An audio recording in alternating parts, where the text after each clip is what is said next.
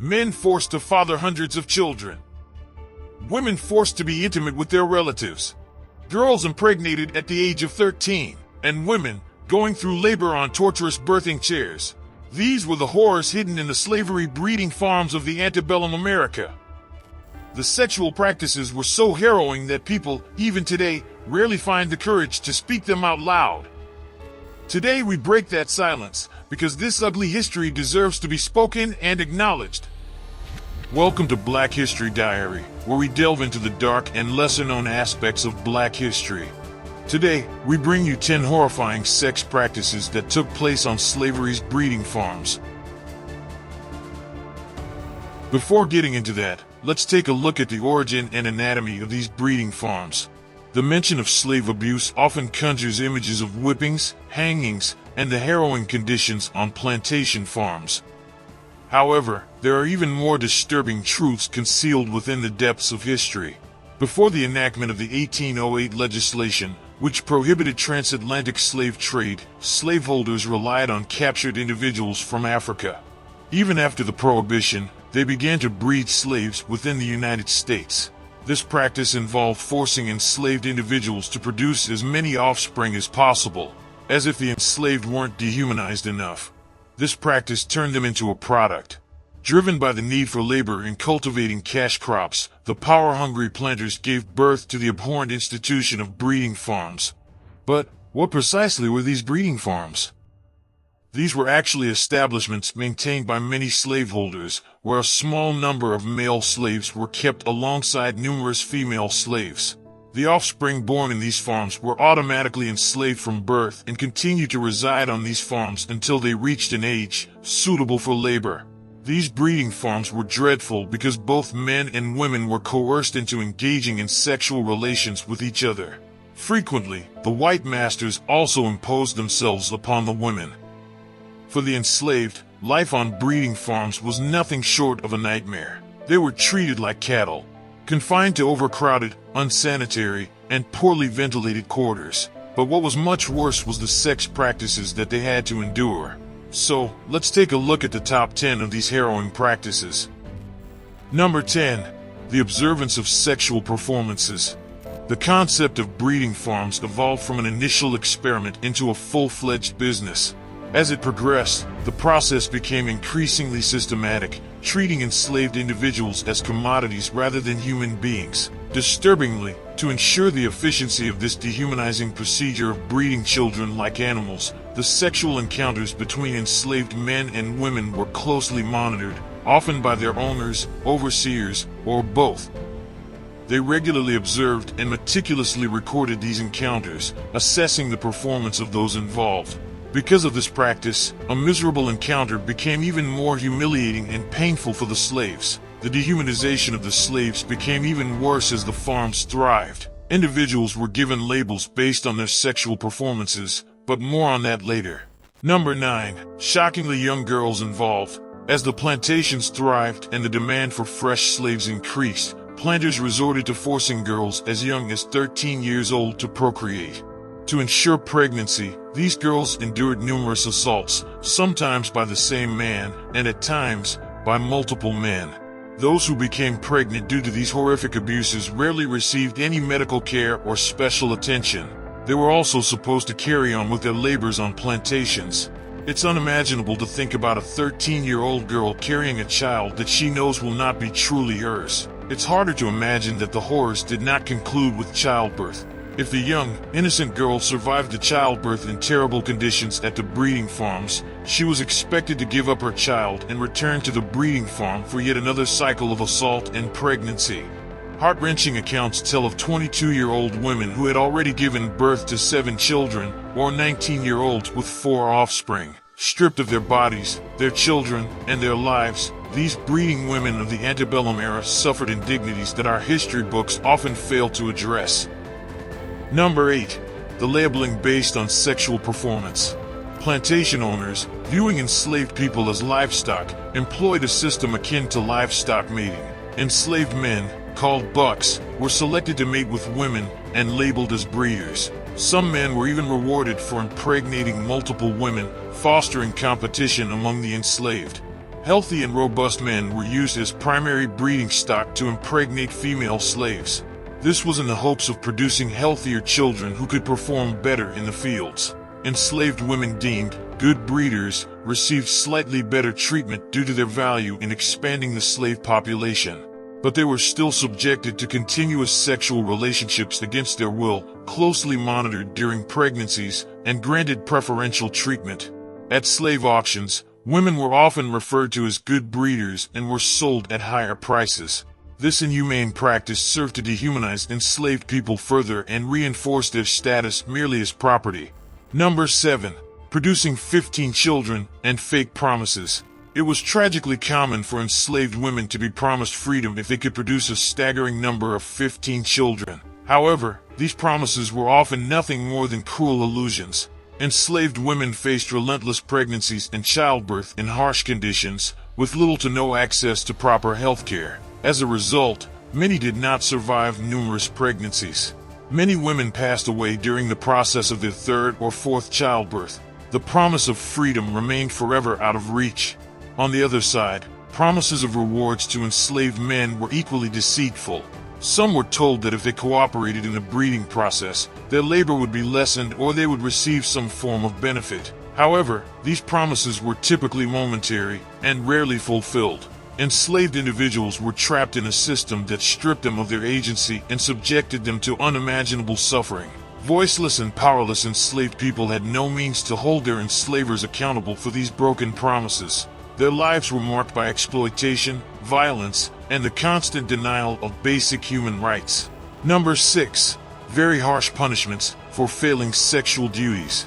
The cruel and dehumanizing nature of slave breeding extended to the brutal enforcement of sexual duties, and any enslaved individual found lacking in their assigned roles faced severe and brutal punishments. Enslaved people, who failed to perform their sexual duties as demanded by their enslavers, were subjected to a range of horrifying punishments.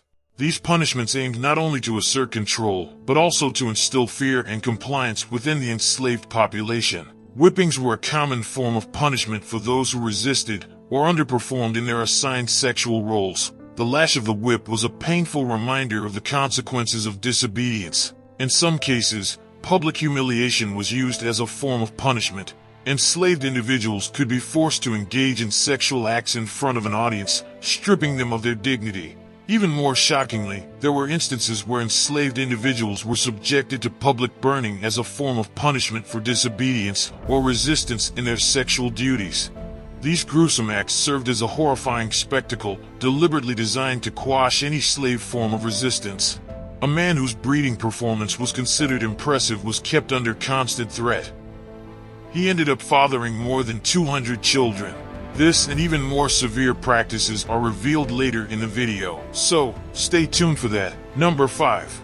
Birthing chairs and harmful medical experiments. In 1842, the horrifying exploitation of enslaved women for medical experiments was tragically commonplace.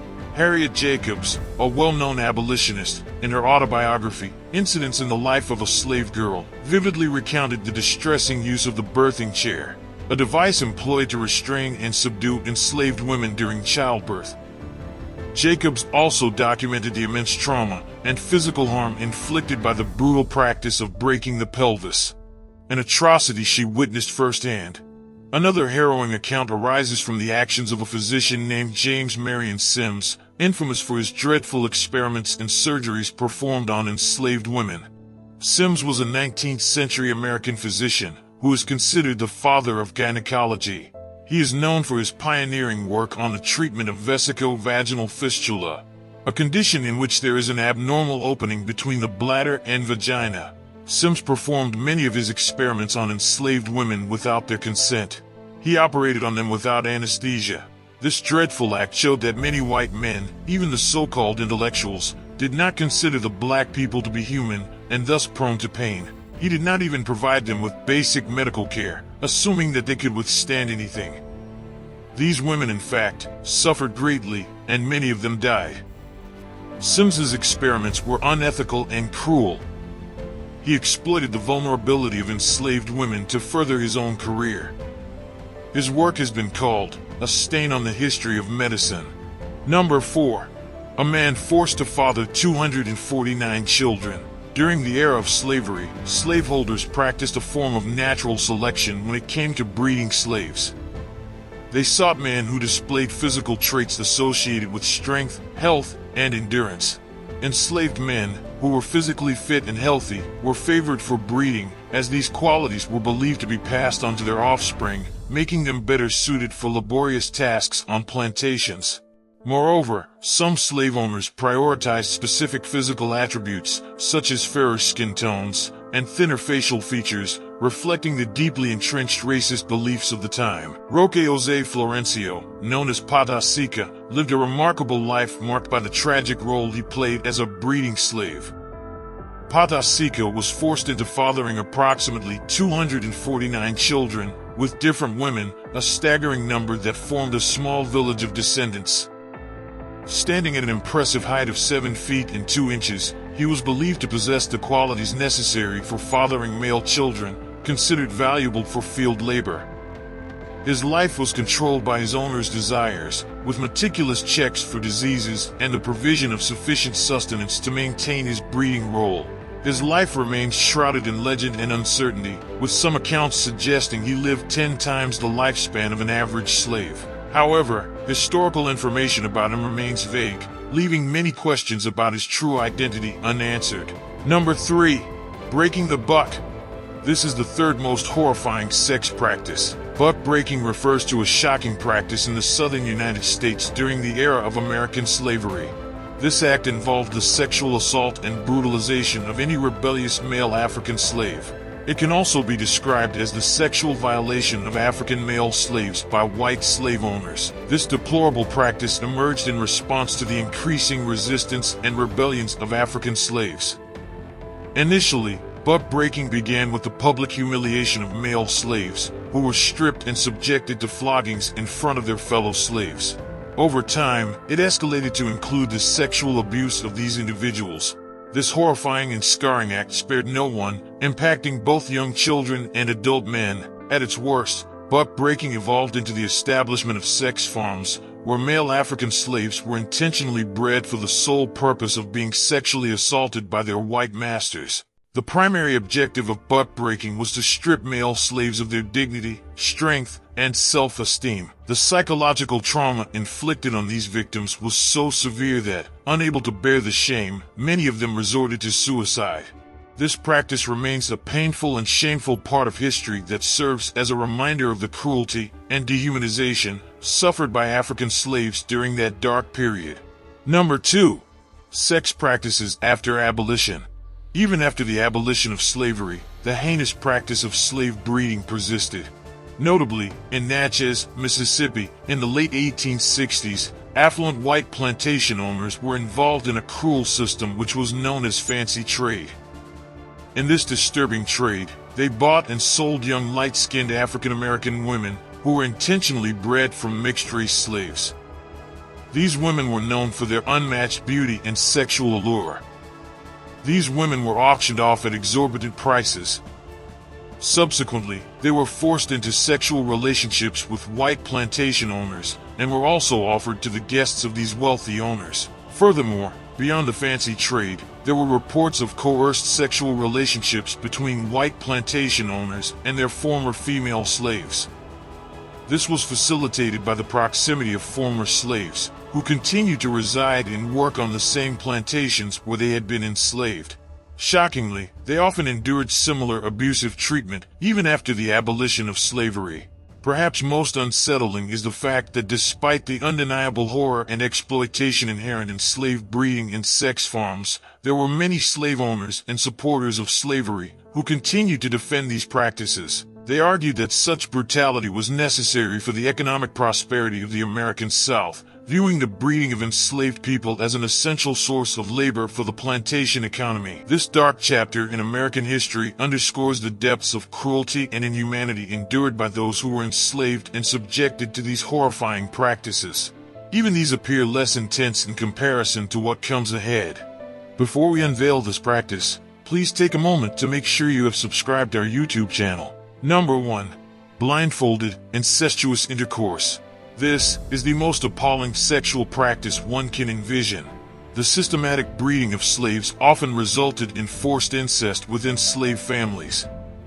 Slaves were required to wear hoods or bags over their heads, preventing them from knowing the identity of the person they were forced to have sexual relations with. The reason slave owners took this measure was to avoid any kind of resistance on the part of the slaves. For the slaves, the other person beneath the shack could be someone they know.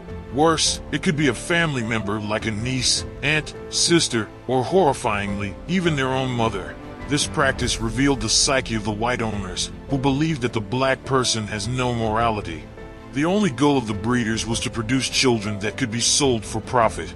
This cruel practice underscores the extent to which white owners dehumanized slaves, depriving them of even basic human dignity. Naturally, this distressing practice devastated the emotional well-being of slave families, as it crossed the boundaries they tried to preserve within their own kin. The evidence of these cruel and inhumane practices at the slavery breeding farms is overwhelming. It's important to learn from this dark chapter in history by acknowledging the deep-seated racism and exploitation that underpin these practices. Working to dismantle the systems of inequality and injustice that continue to affect Black Americans, we can begin to create a more just and equitable society for all. Thanks for watching. If you found this video interesting, do not forget to like and hit the subscribe button. To catch more such eye-opening and thought-provoking content, keep watching Black History Diary.